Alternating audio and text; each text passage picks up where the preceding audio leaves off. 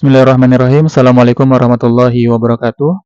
Pertanyaan mendasarnya adalah mengapa Isra Mi'raj bisa dilakukan begitu cepat? Peristiwanya begitu cepat. Ini nggak masuk akal, kata sebagian orang. Namun sebenarnya ini logikanya cukup sederhana jika kita mengkaji lebih dalam lagi tafsirnya tentunya. Dan saya telah membaca beberapa kitab tafsir. Saya juga belajar kepada beberapa ulama. Jadi langsung saja kita bahas betapa logikanya sederhana. Subhanalladzi asra bi 'abdihi lailan. Udah cukup sampai situ. Subhana ini dalam bahasa Arab berasal dari kata sabaha yang memiliki arti membersihkan atau menyucikan. Jadi subhana ini maha suci Tuhan.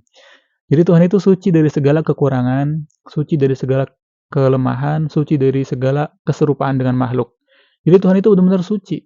Apa yang kita pikirkan tentang Tuhan, Tuhan gini gini gini, Tuhan tidak seperti itu. Jadi suci dari segala hal. Jadi kebalikannya berarti Tuhan itu yang agung, kesempurnaannya mutlak, kekuasaannya mutlak. Jadi benar-benar agung, bisa melakukan apa saja, tergantung kehendaknya. Nah, biasanya kata subhana ini dipakai untuk peristiwa-peristiwa yang luar biasa, yang terjadi di luar kebiasaan manusia. Nah, peristiwa yang terjadi di alam ayat ini adalah Asra, diisrokannya Nabi Muhammad dari Masjidil Haram ke Masjidil Aqsa dalam waktu yang sangat singkat gitu. Nah, subhanalladzi maha suci Tuhan. Alladzi yang apa? Asro. Nah, asro ini berasal dari kata saro. Kata saro ini memiliki arti berjalan di malam hari atau perjalanan di malam hari, saro. Kemudian ditambahi satu huruf, yaitu huruf hamzah, jadi asro. Dalam kaidah bahasa Arab, jika satu kata memiliki imbuhan, kata tambahan, atau huruf tambahan, maka maknanya pun bertambah. Yang tadinya saro, berjalan di malam hari, kemudian menjadi asro, maka artinya memperjalankan di malam hari. Jadi subhanalladzi asro memperjalankan di malam hari. Siapa yang memperjalankan di malam hari ini?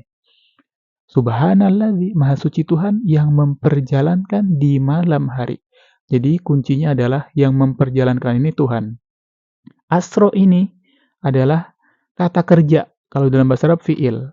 Nisbatul fi'li ilal fa'il ya'khudhu minaz zamani ala qadri quwwatil fa'il.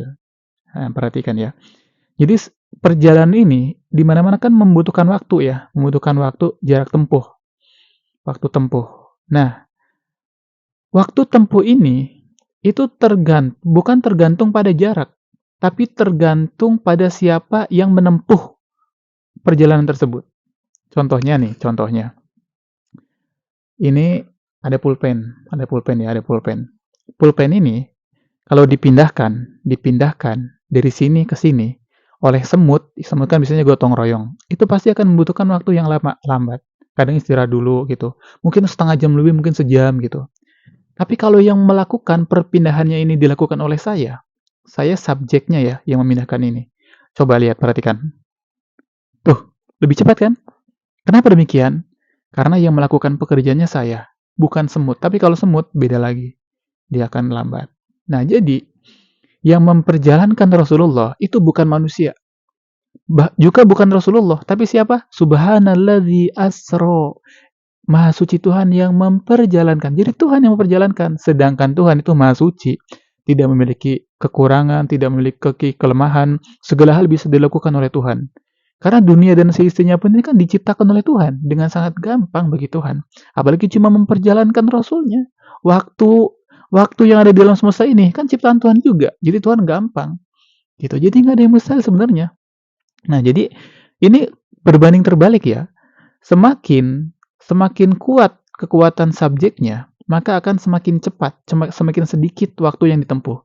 Tapi kalau kekuatan subjeknya ini lemah, maka akan semakin banyak waktu yang ditempuh. Sebagaimana saya memindahkan ini dari sini, itu lebih cepat daripada semut. Jadi ini perbandingan terbalik gitu. Nah, jadi masuk akal bukan? Mengapa Isra Mi'raj bisa dilakukan dalam waktu tempuh yang sangat singkat dengan jarak yang sangat jauh sekali. Kenapa? Ya karena Tuhan yang memperjalankan Rasulnya. Bukan Rasulullah, tapi Tuhan yang memperjalankan. Karena kata kerja asra memperjalankan tersebut disandarkan kepada Tuhan. Sedangkan bagi Tuhan tidak ada sesuatu yang mustahil baginya. Gitu. Jadi nggak ada yang mustahil. Jadi logikanya ini sederhana. Tentu ini mudah diterima oleh kita sebagai orang-orang yang beriman. Orang-orang yang tidak beriman akan lebih susah lagi karena mereka nggak mempercayai Tuhan kita gitu. Tapi ini sebagai pelajaran untuk memperkuat bahwasannya, oh iya masuk akal ya gitu. Karena bagi Tuhan nggak ada yang mustahil. Dijaya Tuhan itu. Gitu. Nah, dari situ subhanalladzi asra bi abdihi. Maha suci Tuhan yang memperjalankan di malam hari hambanya lailan. Di situ ada kata lailan. Lailan ini kan artinya malam hari juga. Ini sebagai penekanan bahwasanya perjalanan tersebut benar-benar dilakukan di malam hari, pada malam hari. Kata lailan ini itu berbentuk nakiroh. Dalam bahasa Arab kan ada ma'rifat, ada nakiroh. Nakiroh ini memiliki arti yang tidak spesifik. Kalau ma'rifat spesifik. Nah, jadi mengartikan bahwasannya Nabi Muhammad ini di Isra dan Mi'rajkan bukan dalam sepenuhnya malam. Satu malam penuh enggak, tapi sebagian dari malam, bahkan sedikit dari malam. Karena kata malamnya ini enggak spesifik. Tapi kalau spesifik semalam penuh.